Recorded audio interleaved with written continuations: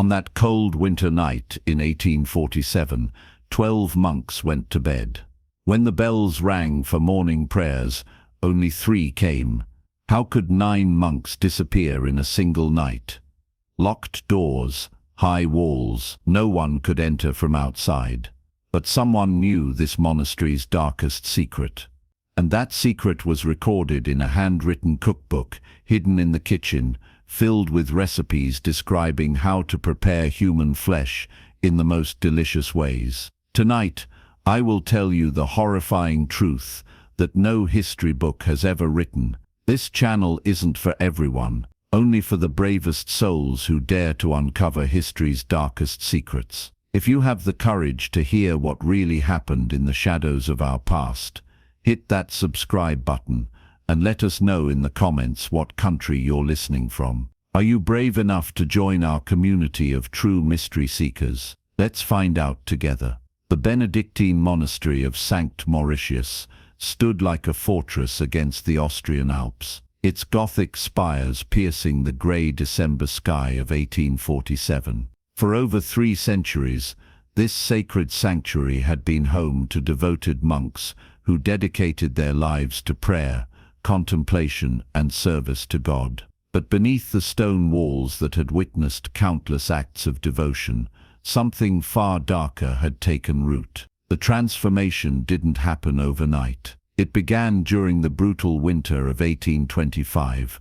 when Brother Friedrich Kellner first discovered that hunger could drive a man to unthinkable acts. Friedrich was the monastery's head cook, a portly man of 42, with surprisingly delicate hands that could transform the simplest ingredients into meals worthy of noble tables. His reputation for culinary excellence had drawn pilgrims from across the Austrian Empire, all eager to taste the legendary dishes that emerged from St. Mauritius's ancient kitchen. But that winter tested every soul within the monastery's walls. Snow had blocked the mountain passes for nearly 4 months, cutting off all supply routes from the outside world. Their stored provisions dwindled week by week, until even the most carefully rationed meals became insufficient to sustain 15 grown men through the remaining months until spring. The first death came naturally. Brother Antonius, the eldest monk at 87,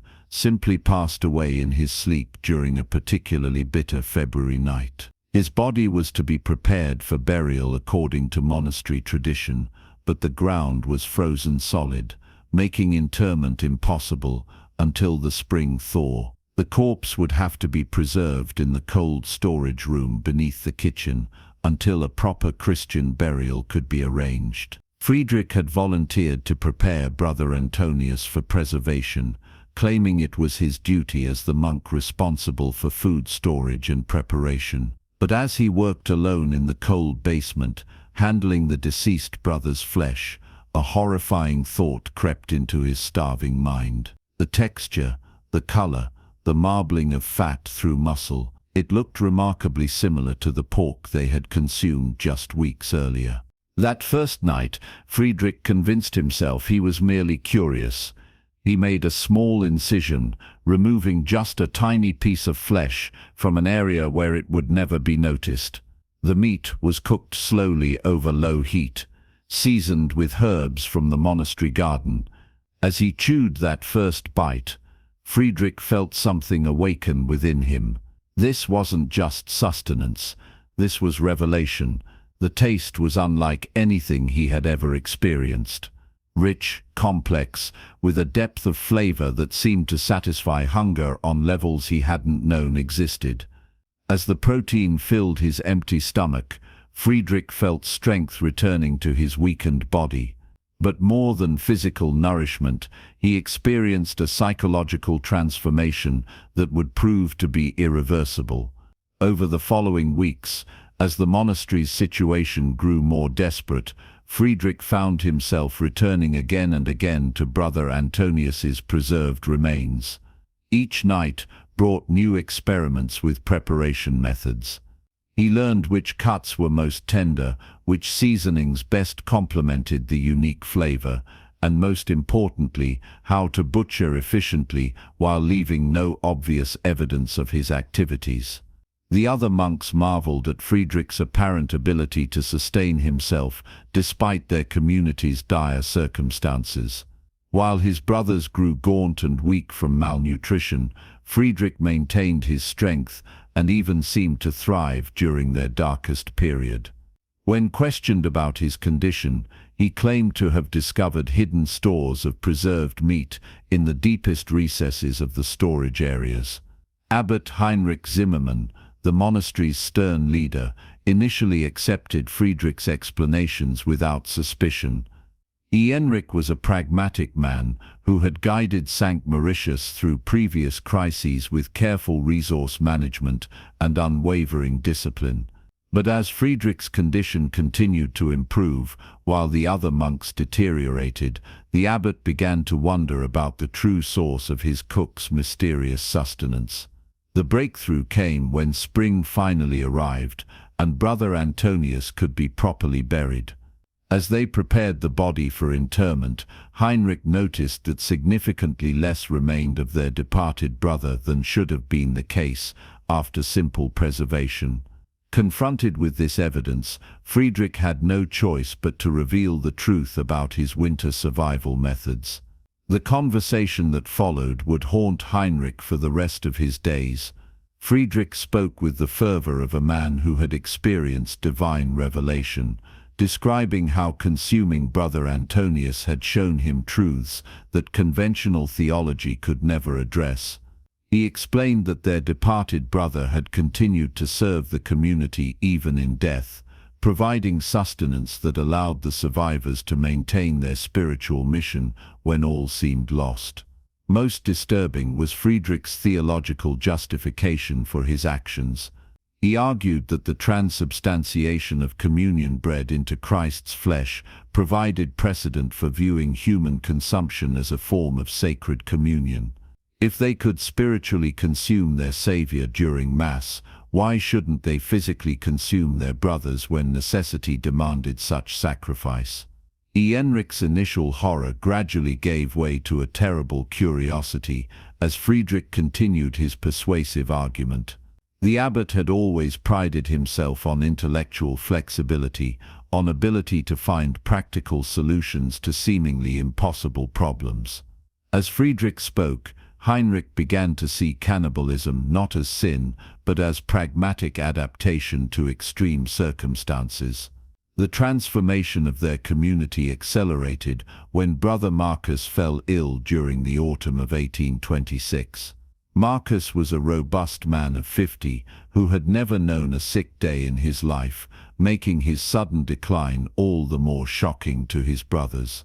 Friedrich volunteered to provide round-the-clock care, moving his sleeping quarters to the infirmary to better attend to the suffering monk.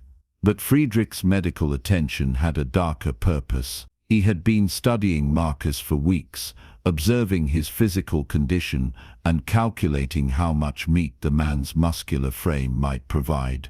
The illness was not natural. Friedrich had been introducing small amounts of poison into Marcus's food, gradually weakening him while making his eventual death appear to be from natural causes. On Marcus's final night, Friedrich sat beside his bed, ostensibly praying for the dying man's soul. But his prayers were of a different nature entirely. As Marcus drew his last labored breath, Friedrich felt the same hunger stirring within him that had sustained him through that terrible winter. The hunger that had shown him truths no monastery training had ever revealed. This time, Friedrich didn't wait for natural preservation methods.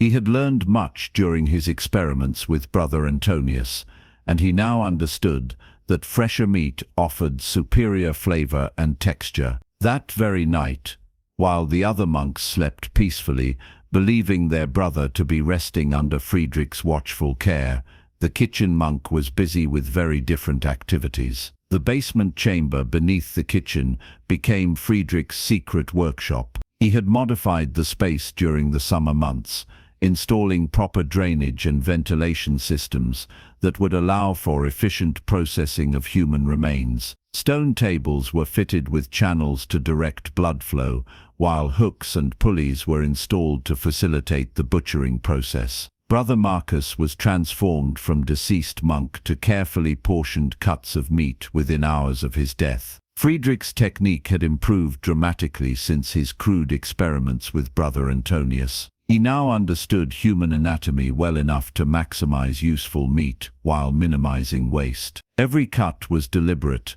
every incision calculated to preserve the choicest portions, while disposing of unusable materials through the monastery's drainage system. The official cause of Marcus's death was recorded as sudden fever, a tragic but not uncommon occurrence in the harsh mountain climate. His funeral was well attended, with neighboring villages sending representatives to pay their respects to a monk beloved for his kindness and gentle spirit. As they lowered his coffin into consecrated ground, the mourners had no idea that it contained mostly stones and weighted cloth. Friedrich's culinary reputation reached new heights following Marcus's death. The meals he prepared seemed to possess unprecedented depth and richness that left the brothers satisfied in ways they couldn't articulate. They began to look forward to dinner with anticipation that bordered on obsession, gathering in the refectory with eager eyes and rumbling stomachs that demanded increasingly larger portions. The psychological effects of consuming human flesh became apparent throughout the monastery community. The brothers felt stronger, more energetic, despite the demanding schedule of prayers and manual labor. Their appetites increased dramatically, and they found themselves thinking about food during inappropriate times. Some worried that gluttony was taking root in their holy community, but Friedrich assured them that improved nutrition was simply allowing their bodies to function more efficiently. What they didn't understand was that they were experiencing the biochemical effects of cannibalism. The high protein content, combined with psychological satisfaction derived from consuming their own kind, was creating changes in their brain chemistry. They were developing an addiction that would prove impossible to break once fully established. Abbot Heinrich was the first to consciously acknowledge what his body had already begun to crave. During a private conversation with Friedrich, he confessed that the monastery's meals had reached levels of excellence that seemed almost supernatural in their ability to satisfy both physical and spiritual hunger. He wondered aloud about Friedrich's methods, his sources, his secret ingredients that created such remarkable results. Friedrich's response revealed how completely he had embraced his new calling. He spoke of divine inspiration, of prayers for guidance in providing for his brother's needs. But beneath the religious language lay a darker truth. Friedrich had discovered that human flesh provided not just superior nutrition, but psychological satisfaction that no other meat could match. The conversation marked Heinrich's full conversion to Friedrich's philosophy. The abbot began to see their departed brothers not as tragic losses, but as continuing members of their community who served through their physical transformation into sustenance. This theological framework allowed him to justify what would have been unthinkable just months earlier. By winter of 1827, the monastery had lost 3 more brothers to various accidents and illnesses that provided meat for the community's increasingly sophisticated meals. Each death was carefully planned and expertly executed, leaving no evidence that might arouse suspicion from church authorities who occasionally visited St. Mauritius. Friedrich's cookbook began during this period, a detailed record of preparation methods and recipes that treated human flesh with the same culinary respect typically reserved for premium cuts of beef or venison. The leather-bound journal contained anatomical diagrams showing optimal butchering techniques, seasonal menus that took advantage of different body types, and detailed notes about which herbs and spices best complemented various cuts of human meat. The psychological transformation of their community was now complete. What had begun as desperate survival during a harsh winter had evolved into systematic murder, justified by twisted theology and enabled by absolute isolation from outside oversight. The monks of St. Mauritius had crossed moral boundaries that could never be recrossed, embracing practices that would have horrified their former selves. But their success in avoiding detection had bred dangerous overconfidence. The selection of victims became bolder, the intervals between deaths shorter, and the methods less carefully concealed. What had been pragmatic adaptation to extreme circumstances was evolving into something far more sinister, systematic hunting of their own community members, driven by addiction to forbidden flesh and intoxicating sense of power over life and death. Heinrich began developing criteria for selecting brothers who would benefit the community more in death than in life.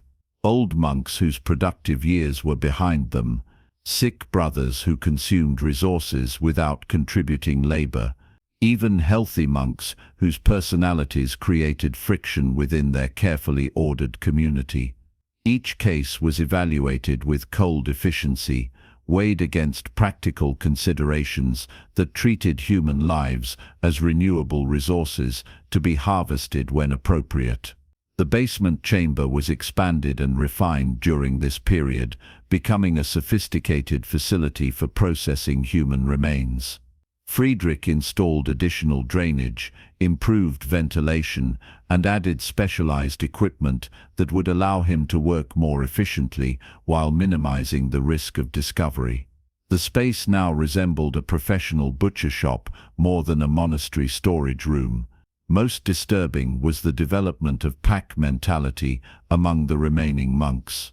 They began moving in groups, sharing knowing glances during meals, and displaying suspicious behavior toward outsiders who visited the monastery.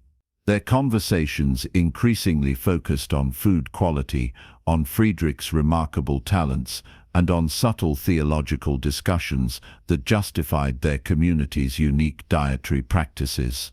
By autumn of 1847, St. Mauritius had processed 11 brothers through Friedrich's basement facility, leaving only 15 monks to maintain their centuries-old spiritual mission. But even this reduced number seemed excessive to Heinrich and Friedrich, who had begun planning their most ambitious culling yet, the elimination of 9 brothers in a single night that would provide enough meat to last through spring, while removing all potentially troublesome community members. The selected victims included brothers who had asked uncomfortable questions about their community's high mortality rate, monks whose transfer requests might take dangerous knowledge to other monasteries, and simply those whose physical condition promised the finest meat quality. The plan was audacious beyond anything they had previously attempted, but their confidence in their methods and their addiction to forbidden flesh made the risk seem acceptable. The stage was set for the night of December 15, 1847, when the monastery's carefully hidden secrets would finally be exposed through the screams of 9 brothers, whose deaths would prove to be far messier than Heinrich and Friedrich had anticipated. Their feast of human flesh was about to become a banquet of justice that would consume them all. The transformation was complete. What had once been a house of God had become something far darker, where murder was justified as community service and human flesh was consumed with the same reverence typically reserved for communion bread. But some secrets create more problems than they solve, and some hungers can never be satisfied without destroying everything they touch. Tomorrow morning, when only 3 monks appeared for prayers, the outside world would begin to understand what had been hidden within St. Mauritius's ancient walls. And Brother Friedrich, surrounded by the tools of his unholy trade, would discover that justice has its own appetite that proves far more voracious than any human hunger. The monastery bells had just finished tolling midnight when Brother Friedrich descended into his secret chamber for the most ambitious night in St. Mauritius's dark history. The stone steps, worn smooth by countless nocturnal visits, led him into a world that existed beyond the reach of divine mercy. Tonight, 9 of his brothers would join the feast that had sustained their unholy community for over 2 decades. Friedrich paused at the bottom of the stairs, surveying his underground domain with the pride of a craftsman who had perfected his art through years of dedicated practice. The chamber stretched far beyond the monastery's foundation, carved into the living rock of the mountainside during stolen hours when his brothers slept above. What had begun as simple storage space had evolved into a sophisticated facility that would have impressed any professional butcher. Stone tables lined the walls, each fitted with channels that directed blood flow towards central drains. Overhead, a complex system of pulleys and hooks allowed one man to manipulate bodies that would otherwise require multiple assistants. Along the eastern wall, Friedrich's collection of knives and saws gleamed in the candlelight, each tool honed to surgical sharpness and arranged with obsessive precision. But the chamber's most disturbing feature was the collection of leather-bound journals that documented every aspect of Friedrich's unholy craft. Volume after volume contained detailed anatomical drawings, preparation recipes, and clinical observations about which brothers had provided the finest dining experiences. These weren't the ravings of a madman, but the systematic records of a predator who had transformed murder into culinary art. Abbot Heinrich descended the steps with measured pace, his pale blue eyes reflecting candlelight with an intensity that would have terrified anyone who still believed in the monastery's sacred mission. At 62, Heinrich had discovered appetites that decades of religious devotion had never satisfied. The transformation from holy man to calculating killer had taken years, but tonight would mark the culmination of his journey into absolute corruption. "The preparations are complete?" Heinrich asked, his voice carrying the same gentle authority it had always possessed, though the words now carried implications that would have been unthinkable in his earlier life. Friedrich nodded, running his fingers along the edge of a cleaver that had separated far more souls than its appearance suggested. Brother Thomas distributed the evening wine, as instructed. "The sedatives I provided will ensure deep sleep until we complete our work. By dawn, our community will finally achieve the perfect balance we've sought for so long." The sedative mixture represented years of experimentation with various compounds that could render victims unconscious without obvious evidence of poisoning.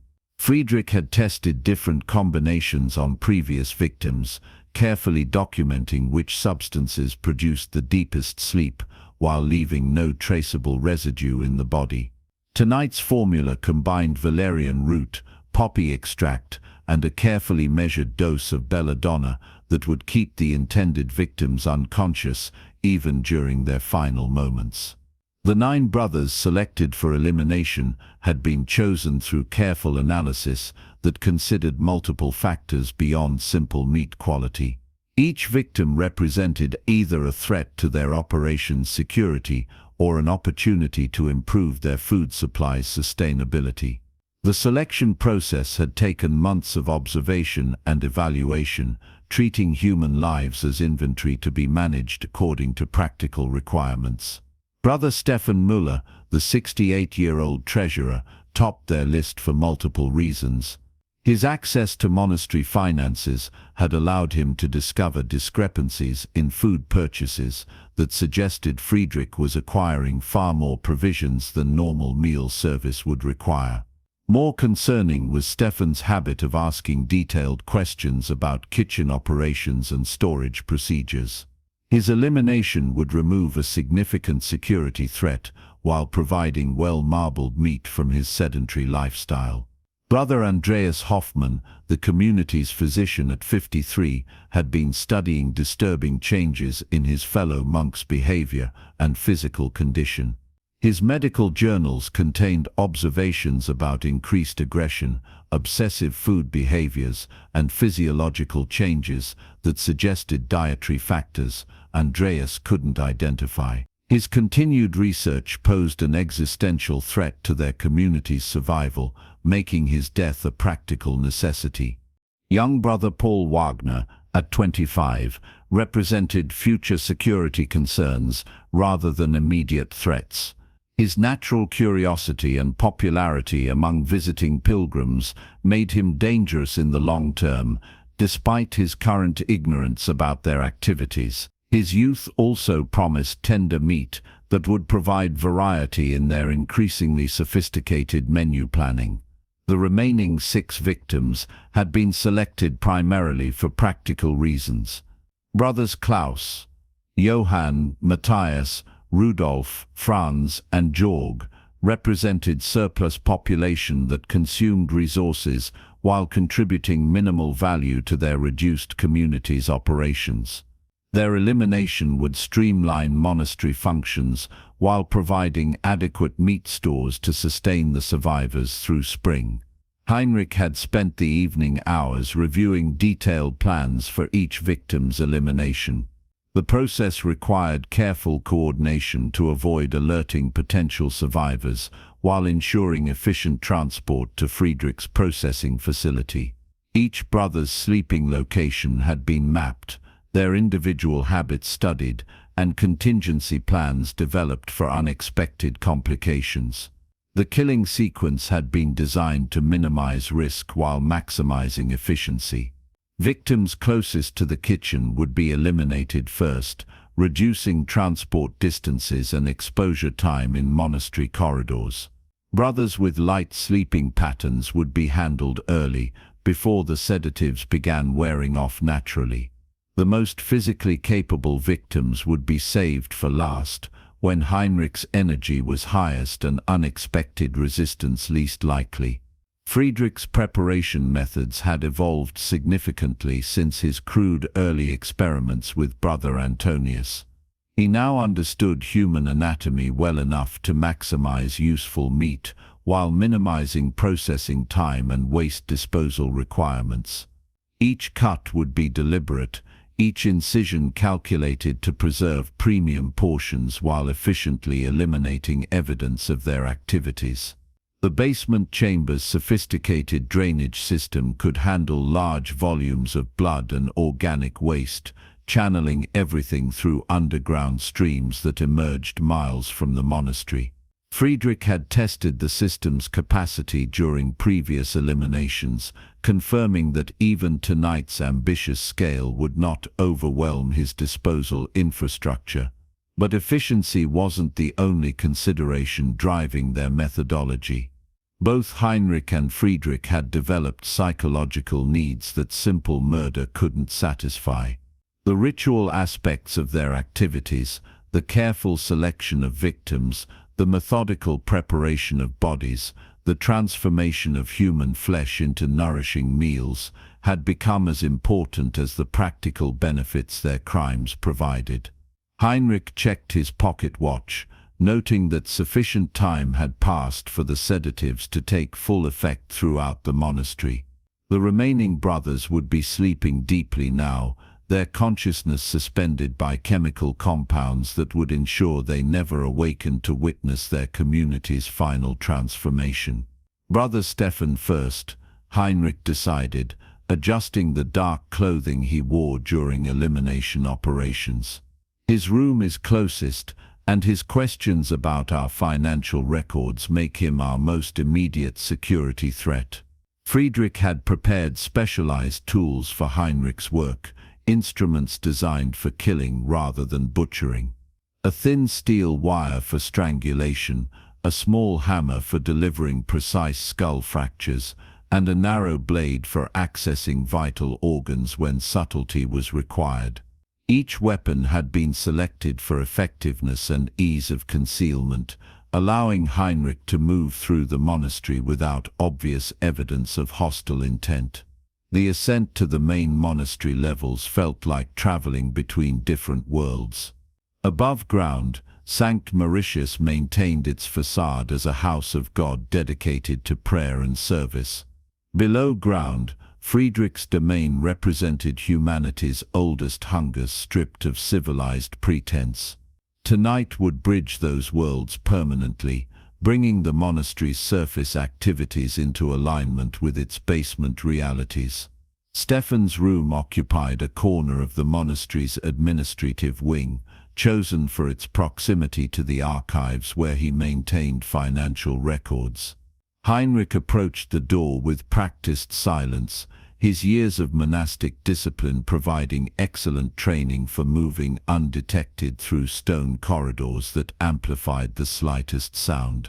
The elderly treasurer lay unconscious on his narrow bed, breathing deeply under the influence of Friedrich's chemical mixture. His face, peaceful in artificial sleep, showed no awareness of the fate awaiting him just steps away. Heinrich stood for a moment in the doorway, appreciating the irony of a man who had dedicated his life to serving God becoming sustenance for brothers who had embraced different forms of worship entirely.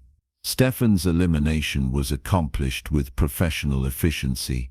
Heinrich's steel wire cut deep into the treasurer's neck, crushing the windpipe while severing major blood vessels. The monk's body convulsed briefly as autonomic reflexes triggered involuntary movements, but consciousness never returned. Within minutes, Brother Stefan had passed from sleep to death without experiencing the terror that might have compromised Heinrich's emotional equilibrium. Transport to the basement required techniques Heinrich had perfected through previous eliminations. Stefan's body was wrapped in his own sleeping blanket, creating a bundle that could be carried without leaving obvious evidence in the monastery's corridors. The stone floors cleaned easily, but fabric surfaces could retain bloodstains that might later prove incriminating if discovered during church inspections. Friedrich was waiting in the chamber when Heinrich arrived with their first victim. The kitchen monk had spent the interval sharpening tools and arranging workspace for optimal efficiency. 9 bodies would require several hours to process completely, even with streamlined techniques developed through years of practice. Excellent condition, Friedrich observed as he examined Stefan's corpse with clinical detachment. The sedatives prevented muscle tension that might have toughened the meat. We should process immediately while the flesh retains optimal temperature and texture. Stefan's butchering followed procedures Friedrich had refined through dozens of previous victims. The initial incision began at the throat, extending down the center line of the torso to expose major organ systems. Heart, liver, kidneys, and lungs were removed first, these organs requiring specialized preparation techniques that made best use of their unique flavors and nutritional content. Major muscle groups came next, separated along natural anatomical boundaries that maximized usable meat while minimizing waste. Thighs and upper arms provided premium cuts comparable to the finest beef, while ribs could be prepared individually or stripped for use in stocks and stews. Even traditionally discarded portions found use in Friedrich's comprehensive approach to human meat processing. The treasurer's remains were processed with assembly line efficiency that reflected years of practice. Friedrich's cutting techniques had become second nature, allowing him to work quickly without sacrificing meat quality or leaving evidence that might later compromise their security. Every motion was calculated, every incision planned to serve their community's nutritional requirements while maintaining the operational security that kept their activities hidden from outside scrutiny. Heinrich returned to the upper monastery levels as Friedrich began packaging Stefan's meat for storage. Brother Andreas would be their next victim, his medical knowledge making him too dangerous to allow continued observation of their community's behavioral changes.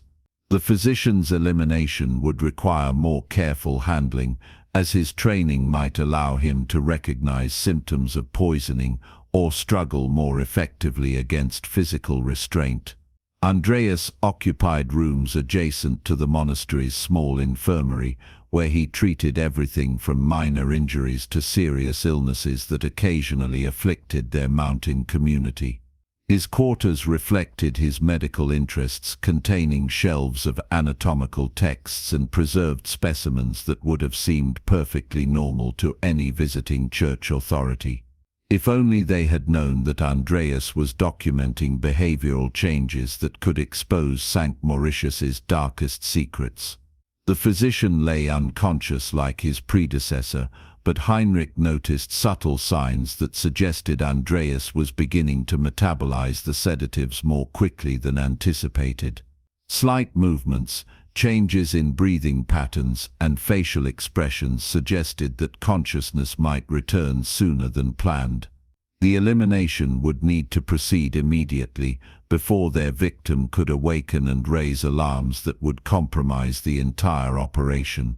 Heinrich's technique with Andreas required modifications due to the physician's partial awakening. Strangulation remained the preferred method, but additional pressure was necessary to overcome muscular resistance that simple unconsciousness would not have provided. The struggle was brief but intense, leaving Heinrich energized rather than exhausted by the physical demands of controlling his victim.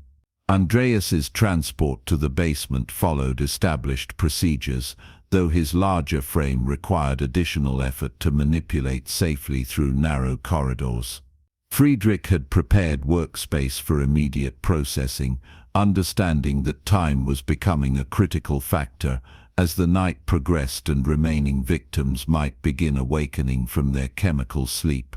The physician's body showed clear evidence of the dietary improvements that cannibalism had brought to their community. His muscle tone was exceptional for a man of 53, his skin had unusual vitality, and his overall physical condition suggested someone decades younger. These enhancements had come at the cost of psychological stability, but from Friedrich's perspective they represented superior raw materials for his culinary craft. Processing continued with mechanical precision, Friedrich's knives separating Andreas from his earthly form with techniques that honored both the meat's quality and the consumer's sophisticated palates. The physician would provide excellent dining for several weeks, his healthy lifestyle having created flesh that required minimal seasoning to achieve optimal flavor profiles. But time was becoming their enemy. Heinrich's initial estimates had assumed consistent sedative effects throughout their victim population, but individual metabolisms were proving more variable than anticipated. Some brothers were beginning to stir in their sleep, showing signs of returning consciousness that threatened to expose their activities before elimination could be completed. The decision was made to accelerate their timeline, even if it meant sacrificing some of the careful methodology that had kept their crimes hidden for decades. Heinrich would handle multiple eliminations simultaneously while Friedrich focused on basic butchering that prioritized quantity over finesse. Premium cuts would still be preserved, but secondary portions might require processing into forms that concealed their human origin. Dawn broke over St. Mauritius with the cold clarity that follows the darkest nights. Brother Thomas stood at the kitchen window, his hands trembling as he watched frost patterns form on ancient glass. Behind him, the sounds of breakfast preparation echoed through stone corridors that had witnessed unspeakable horrors just hours before.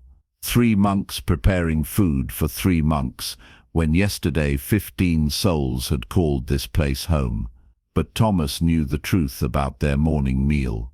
As he stirred the pot containing what Friedrich cheerfully described as Brother Stefan's final gift to our community, his stomach churned with revulsion that months of unwilling participation had never managed to suppress. Each bite would be an act of desecration, each swallow a betrayal of everything he had once believed about human decency and divine mercy. The official story had been rehearsed to perfection during the pre-dawn hours while they cleaned evidence from Friedrich's basement chamber. 9 brothers had fallen victim to various tragedies during the night, 6 claimed by sudden winter fever, 3 called away by urgent family emergencies that required immediate departure. It was unfortunate, certainly, but not unprecedented in the harsh Austrian mountains where death and departure were constant companions of monastic life. Friedrich hummed softly as he prepared their breakfast, his movements showing none of the exhaustion that should have followed a night of systematic murder and butchering. Instead, he seemed energized by their activities, as if the act of transforming human flesh into nourishment provided spiritual sustenance that conventional prayer had never achieved. His knife work was particularly precise this morning, creating perfect slices of what had once been their community treasure. Abbot Heinrich entered the kitchen with his usual measured stride, but subtle changes in his demeanor revealed the satisfaction of a predator who had recently fed. His pale blue eyes held an inner fire that would have terrified any monk who still believed in their community's sacred mission. The almost imperceptible smile playing at his lips suggested private amusement at jokes only he could fully appreciate. "Good morning, Brother Thomas," Heinrich said, his voice carrying the same gentle authority it had always possessed. "I trust you slept well despite the tragic events that visited our community." The question carried implications that went far beyond simple courtesy. Heinrich was testing Thomas's commitment to their shared deception, ensuring that fear continued to guarantee cooperation. The younger monk's response would determine whether he remained useful as an accomplice or became the next addition to Friedrich's carefully organized food stores. "Yes, Father Abbot," Thomas replied, his voice steady despite the terror coursing through his veins. "I was awakened by some commotion, but I understood that my duty was to remain in prayer for our departed brothers' souls." Heinrich's smile broadened slightly, a gesture that would have seemed benevolent to any observer who didn't understand the context behind it. "Your discretion and obedience are commendable, my son. In times of crisis, discipline prevents panic that might interfere with necessary activities." The 3 monks gathered in the refectory for what Heinrich privately considered their most sacred meal. The table that had once accommodated 15 brothers now seemed vast with only 3 occupants, but neither Heinrich nor Friedrich showed any awareness of the absence that should have been crushing under normal circumstances. Instead, they appeared energized by the intimate communion they were about to share. Heinrich offered blessing over their food with words that were masterfully crafted to honor the dead while concealing the true nature of their consumption. He praised Brother Stefan's years of faithful service, his dedication to community welfare, and his continuing presence among them through God's mysterious providence. The prayer was theologically sound, emotionally appropriate, and completely divorced from the reality of cannibalism it was designed to sanctify. As they began eating, Thomas forced himself to participate in conversations that treated their meal as normal monastery breakfast rather than ritualized consumption of human flesh. Friedrich commented approvingly on the meat's exceptional tenderness, attributing superior quality to Brother Stefan's careful diet and moderate exercise. Heinrich noted improved flavor that suggested their preservation methods were reaching new levels of sophistication, but their unholy communion was interrupted by sounds from outside the monastery walls. Distant voices, the crunch of boots on frozen ground, and the unmistakable noise of multiple horses approaching through mountain passes that should have been impassable in winter weather. Someone was coming to St. Mauritius, and their timing could not have been worse. Heinrich moved to the window, his earlier satisfaction replaced by calculating alertness that suggested years of planning for this exact contingency. Through the swirling snow, he could make out a group of travelers approaching along the trail that led to their isolated sanctuary. The visitors appeared to be church officials, their formal dress and authoritative bearing marking them as representatives of higher religious authority. "Destroy everything," Heinrich commanded, his voice carrying urgent intensity that Thomas had never heard before. "Friedrich, seal the chamber and dispose of any evidence that might raise questions. Thomas, prepare the monastery for official inspection. We have perhaps an hour before they arrive." The next 60 minutes would determine whether Sankt Mauritius's secrets remained hidden or whether decades of carefully concealed cannibalism would finally be exposed to the religious world that had unknowingly sanctioned their activities. Friedrich descended to his basement domain one final time, beginning the systematic destruction of evidence that documented years of systematic murder and human consumption. The chamber that had been his pride and sanctuary was transformed into a tomb for secrets that could never be allowed to see daylight.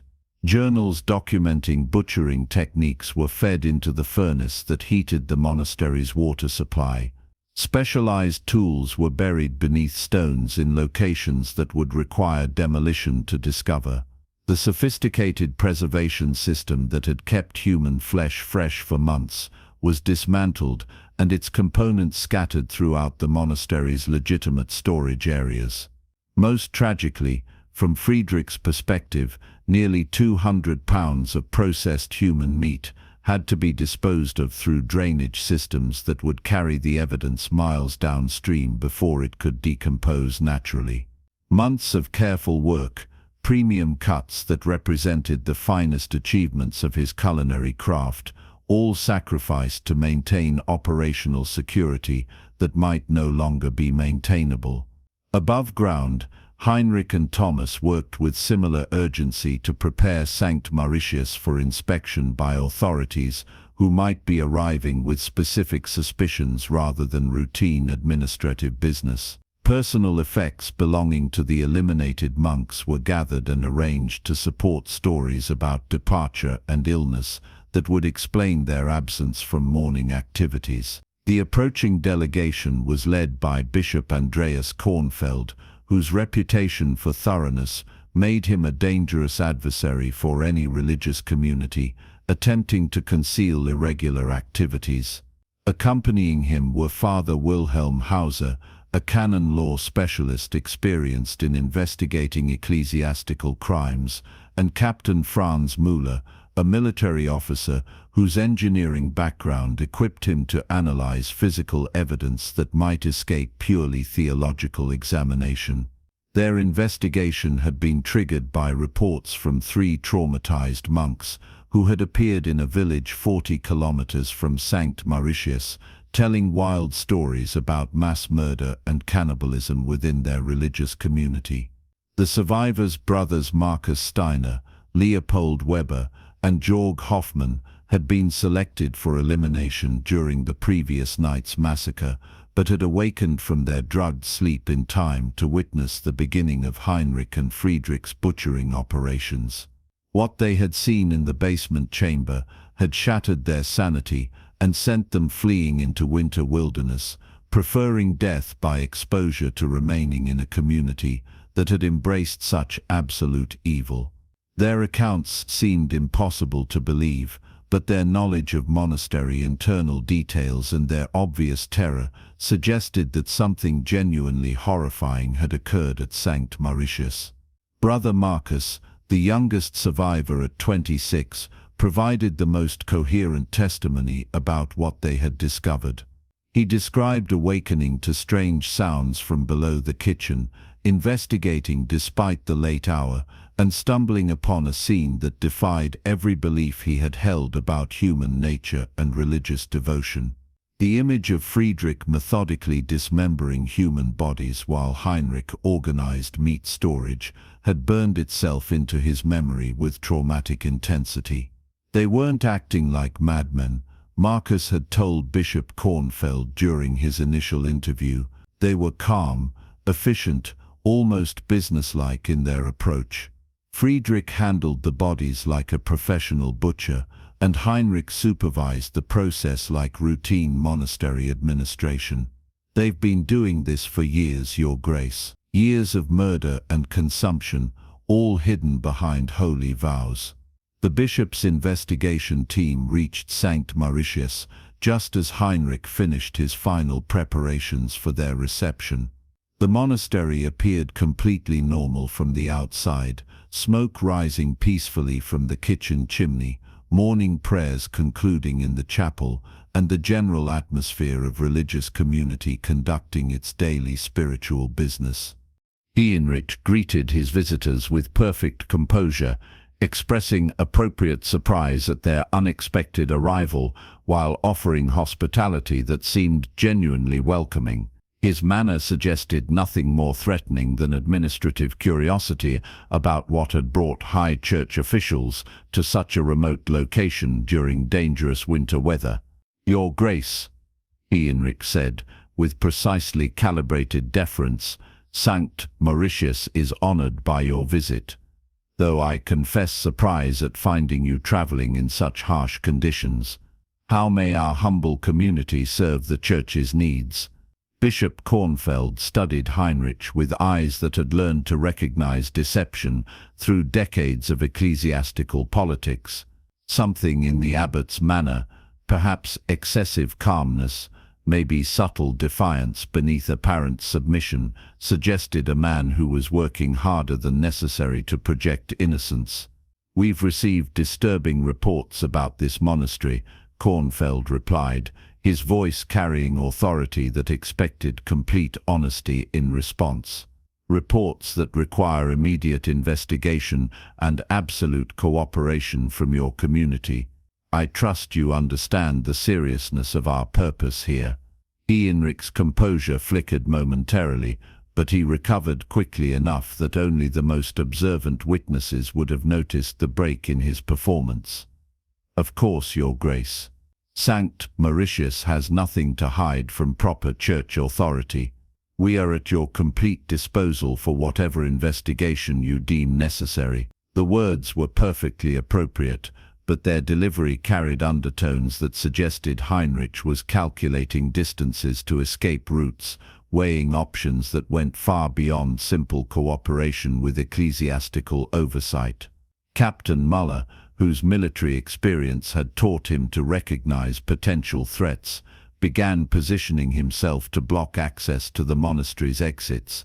Father Hauser produced documents describing the survivors' testimony, reading selected passages that outlined specific allegations about mass murder and human consumption within St. Mauritius's walls. As the charges were detailed, Heinrich's face remained impassive, but subtle changes in his breathing and posture suggested a man preparing for violence rather than explanation. "These are serious accusations," Kornfeld concluded after the formal presentation of evidence. "Accusations that require thorough investigation of your facilities, your records, and your community's activities. We will begin immediately with examination of areas specifically mentioned in survivor testimony." Heinrich realized that his community's secrets were about to be exposed despite their frantic efforts to destroy evidence. The survivors' knowledge was too detailed, too specific to be dismissed through denial or misdirection. Their only remaining option was the contingency plan that had always seemed too extreme to consider seriously: elimination of the investigators themselves. Friedrich emerged from the basement, carrying a butcher's cleaver that he had retrieved during his evidence destruction activities. His presence beside Heinrich suggested coordination between the two men that went far beyond normal monastery hierarchy. They were preparing to defend their community's practices through violence that would add to their already extensive collection of crimes. "Your Grace," Heinrich said, his voice now carrying open menace rather than deferential courtesy, "I'm afraid you've placed yourselves in an extremely unfortunate situation. St. Mauritius has developed practices that cannot be explained to outsiders, practices that require absolute secrecy for our community's survival." The confrontation that followed would have seemed impossible to any observer who still believed in the monastery's religious mission. Heinrich and Friedrich attacked trained investigators with desperation born of absolute commitment to preserving their cannibalistic lifestyle. but desperation proved insufficient against preparation and superior numbers. Captain Muller's military training served him well in combat against opponents whose violence was driven by panic rather than tactical discipline. His sword work was efficient and professional, ending Friedrich's culinary career with precision that the kitchen monk would have appreciated under different circumstances. Heinrich's elimination was accomplished through combined efforts that overwhelmed his individual resistance despite years of experience in murdering isolated victims. His final words were curses against a god he claimed had abandoned them to pursue truths too horrible for conventional theology to acknowledge. Brother Thomas, the surviving accomplice, was taken into custody as both witness and participant in crimes that had shocked even experienced church investigators. His testimony would provide crucial details about Sankt Mauritius's operations, though his psychological condition suggested permanent damage from months of unwilling participation in systematic cannibalism. The investigation that followed revealed the full scope of horrors that had been concealed within the monastery's walls. Friedrich's basement chamber, despite frantic attempts at evidence destruction, still contained enough material to reconstruct years of systematic murder and human consumption. The preservation barrels, drainage systems and specialized equipment told their own story about activities that had transformed religious devotion into something far more primitive.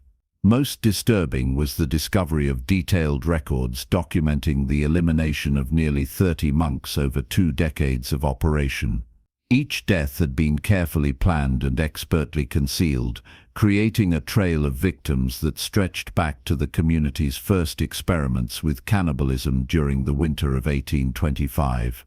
The monastery building itself was declared cursed ground, unsuitable for continued religious use given the extent of desecration that had occurred within its walls. The structure was eventually demolished, its stones scattered to prevent any possibility that Sankt Mauritius might be rebuilt on its foundation of innocent blood. The 3 survivors who had exposed the monastery's crimes never fully recovered from their traumatic experiences. Despite receiving the best medical care available, they remained haunted by memories of what they had witnessed and their own unwilling consumption of human flesh during the months before their escape. The case of Sankt Mauritius became a cautionary tale within church circles, though official records were carefully edited to minimize details that might inspire similar crimes in other isolated religious communities. The full truth was considered too dangerous for public knowledge, too likely to undermine faith in monastic institutions throughout the Catholic world. But justice had finally been served, even if its arrival came too late to save the dozens of monks who had been consumed by their own brothers in pursuit of hungers that no amount of prayer could satisfy. The monastery's secret kitchen had been permanently closed, its recipes lost to history, and its practitioners delivered to judgment that no earthly court could have imposed.